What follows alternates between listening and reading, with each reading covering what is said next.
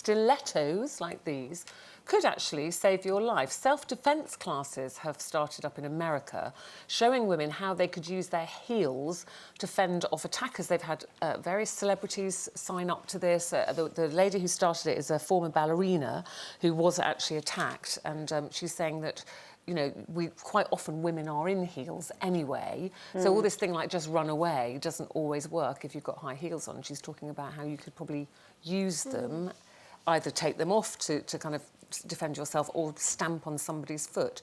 Good idea. Have you ever thought about it? Have you ever come across a mugger? Or Well, I have come across a mugger. I mean, I was actually mugged. It was working late, drove up outside my house, parked underneath a lamp post, and I just thought, I'll just quickly look at my messages before I go home, and I started looking at my mobile phone. The next thing I know, somebody's having a rattle at my door. I look in, and the guy's actually sat in my car. He's grabbed my arm, and honestly, it's weird because you hear about these stories and you think, oh, why didn't you do that? Why didn't you do that? And your body goes into total shock. Is that frozen with fear? Yeah, it is. Yeah. And my heart was going, and I then remembered my brain just went, get out. So he was holding onto my arm, and I was trying to get out the door, and he literally got my bag, and I fell out of the car, and he calmly collected my bag and walked down the street. I got out the car, and I just wanted to scream, so I went, but nothing came out. And I tried, and I I just remember just shaking, going, ah! And my body, and I realised that actually, I didn't realise anything until after I analysed what had happened, but I couldn't scream, I couldn't do anything. My body, I didn't realise that, you know, when you are shocked, parts of you just kind of completely break down. And I was so... nothing like that's ever happened to me, but I do worry about, you know, even if you've done self-defence or you read these things, you have to think about doing it, don't you? I would worry that I would just freeze. Well, also, because if it's outside your sphere of normal experience, you know, nobody expects or wants to get, you know, it's different if you work in the military or something where you're trained to deal with those situations all the time, but I mean, that's the thing. I sort of think, well, if you're being attacked, where do you find the time to kind of take your shoe off and do that? She's saying you could stamp, couldn't you? I do think that the toe thing is quite good, because if you think about how painful the bones in your fingers are, if you get your finger trapped in a door or whatever, it's the same with your feet. So a stiletto heel would be, if you can... But, you know, I had self-defence classes years and years ago, and I learnt some really good things, but at the very end of it, I said, what if they have a knife?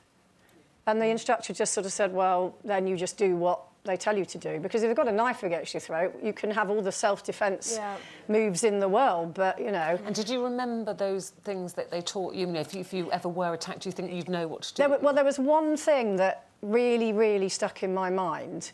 And, in fact, let me show you. Come here. You've got to... She's going to love this. Okay.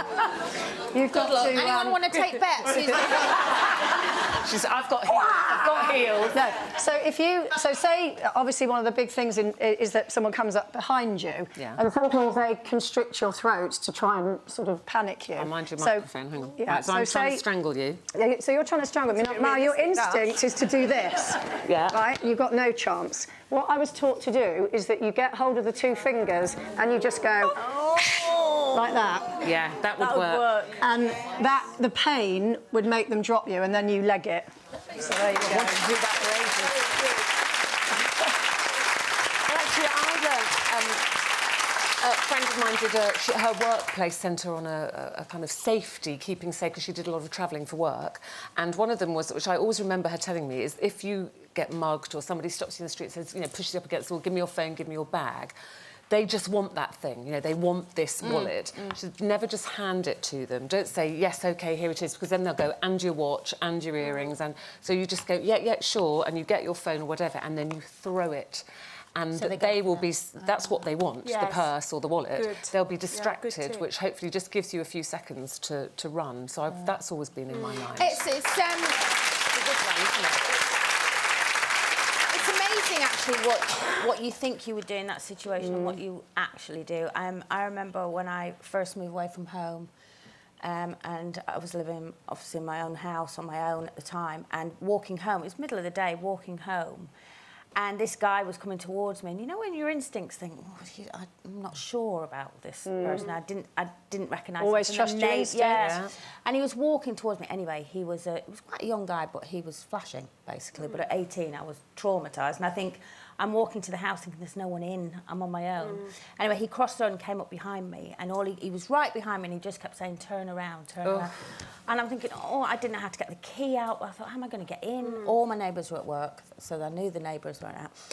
And just instinctively, as I got to the window of my house, I waved at the window and said, "Hiya," like that, and he legged it. But I don't know what made me think. Just pretend there's someone in and they're waving, and he just legged it, and then I was like that, getting in the house.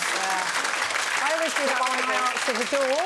If I'm in the house on my own and I answer the door, I always go, "I'll get it," down the hallway so that they think... But you said something you said to your daughter to always have her key in her hand. Always, yeah. Because I'd always write on the street, handbag. so I always say, don't be fiddling about because someone could come behind you and sort of push you in, but she literally comes around the corner straight into the door and done.